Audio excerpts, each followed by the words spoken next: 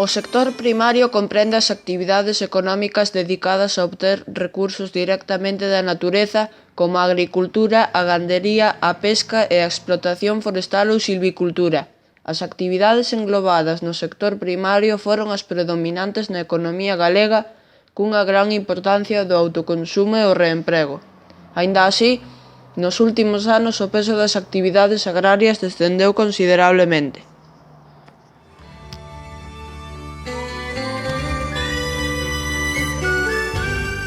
A agricultura dedícase ao cultivo da terra para obter vexetais, proporcionando alimentos para as persoas, trigo, produtos de horta, etc. Forraxes para o gando, millo, alfalfa, etc. E materias primas para a industria.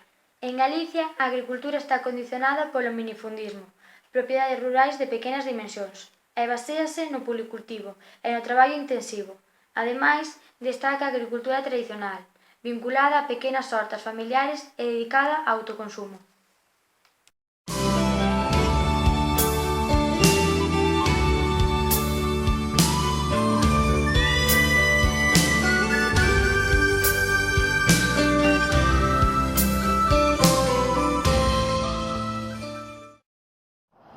A gandería dedícase á cría de animais para o aproveitamento por parte dos seres humanos proporcionando alimentos, fertilizantes, materias primas para a industria e, nalgúns casos, forza de traballo.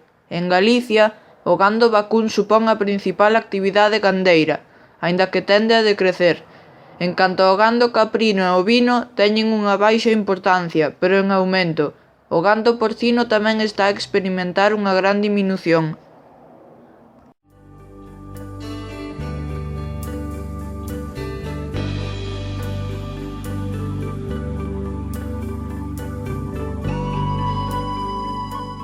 A explotación forestal consiste no aproveitamento dos bosques para obter alimentos e materias primas para certas industrias. A silvicultura galega ten unha gran importancia incluso a nivel nacional, chegando a supoñer no 2002 o 46% da produción total en España. Como actividade residual destaca a comercialización das castañas nas provincias do interior.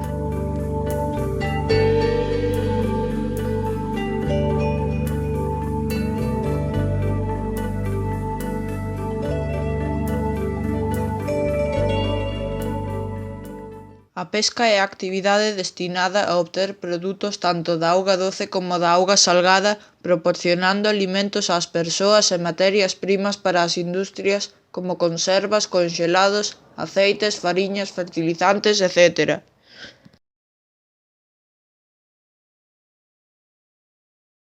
Segundo lugar onde se practica é a súa duración. Pesca de baixura, próxima ao litoral, e é diaria. Pesca de altura, afastada da costa e dura días ou semanas, e pesca de gran altura, e mar aberto e durante varios meses. Segundo o nivel de desenvolvemento tecnolóxico das embarcacións. Artesanal, que emprega barcos pequenos, tecnoloxía tradicional e escasa man de obra, e industrial, que utiliza barcos factoría de gran tamaño, tecnoloxía moderna e numerosa man de obra.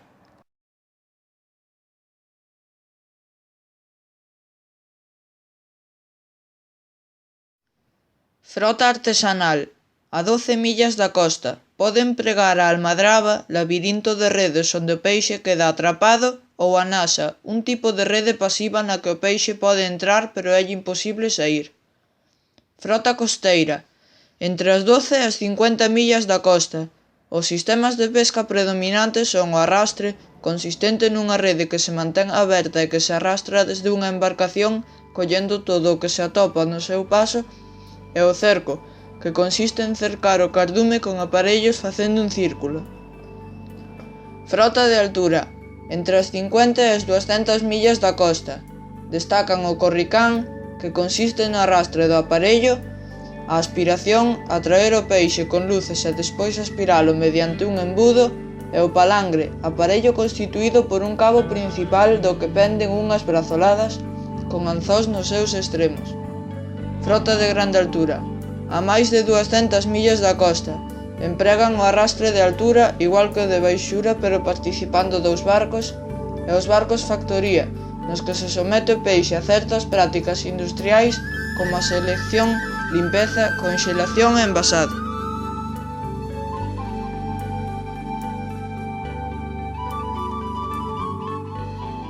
Os caladoiros son as zonas do mar onde a pesca é especialmente abundante e onde se atopan os cardumes ou bancos de peixe.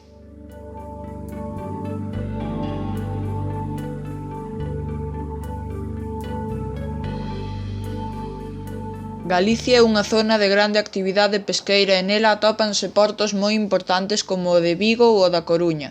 A maioría de barcos dedícanse á pesca de baixura e o resto repártense entre a pesca de litoral, no caladoiro nacional, e a pesca de altura e de grande altura en augas internacionais, como o Gansol. Na pesca extractiva destacan o xurelo, a pescada, a sardiña, o lirio e a xarda.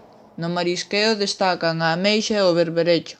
En la acuicultura, o mexillón.